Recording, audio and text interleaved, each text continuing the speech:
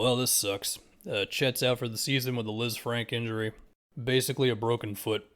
And as we all know, foot injuries, especially on big guys, can be a bit frightening. I have seen some conflicting things about the long term thing of this. Like, I Googled it and it was like, yeah, Liz Frank injuries can be pretty rough long term and there can be side effects that are bad.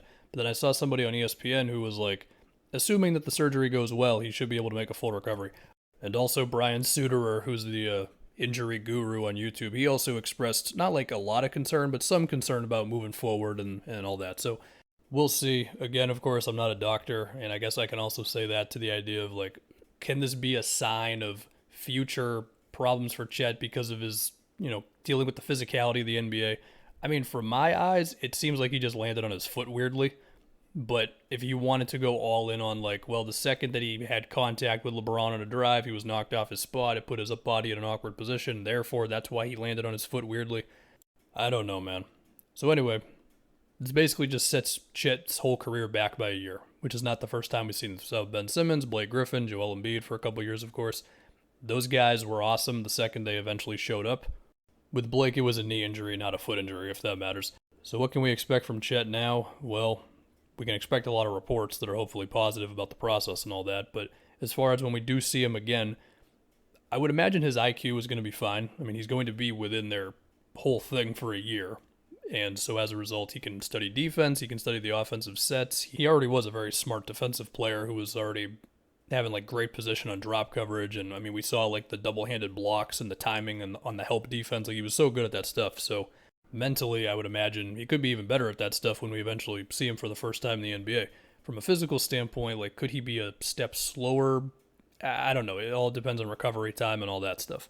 The other possibility is, could we see him be at least a little heavier by the time we see him in the NBA again? Because I'm going to imagine they were already planning on putting him on a weight program, and this probably sets that back by a bit. But assuming he's able to lift and do all that eventually, then could we see him at, let's see, the last weight that he was listed at was 195 in June. Could we see him at maybe like 210 2 seasons from now? Like, is that realistic or am I off base? I don't know. How will this affect his offense, if at all? I would imagine the one area of his game which might be set back by this is the like team switches on him after a screen and then he's got to work against a defender and who's being physical and putting all their weight into him because they're most likely shorter than him. And then what does he do from there? How does he handle that? Because I feel like you're never going to be able to 100% simulate how that would be in a game in practice, right? Whereas as far as his shot and his handle, I would guess it's a little easier to progress on those than the dealing with a physical defender one while not playing in games. And he's, of course, already good with his shot and his handle. To think about OKC now, I mean, yeah, it's going to be rough. They just lost their best rim protector, best help defender, their best role guy for Giddey and SGA. Although I do think Chet was going to have to get a little more consistent with his screen setting. I remember that being a thing in Summer League. And they also lost potentially their most dynamic guy, where Chet could like block a shot and then run in transition faster than every other big guy and then get a dunk on the other end, you know what I mean? So now you look at the front court, and I immediately thought of Ousmane Dieng, who they got on draft night with a trade with the Knicks. And the general vibe on him is he's 6'10", he's a good ball handler, the shot hasn't been there, there's a lot of potential for him defensively. The thing there, though, is he's 19. I've seen some stuff about he might end up playing in the G League a bit. It's not going to hit right away. You got Poku. Let's just call it what it is. Poku just hasn't been that good in the NBA, even if I've got at least one video being very nice about him going off in a preseason game.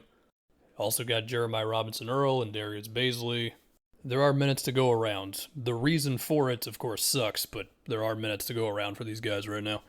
Just to close this thing out, looking at OKC's next draft, because that's always a conversation with them. I mean, I think they got worse with this move, so take that for what you will in terms of their odds of getting whatever draft pick next year, but that should not be viewed in a positive way. Like, their second overall pick got a foot injury, and we know how foot injuries can be for big guys.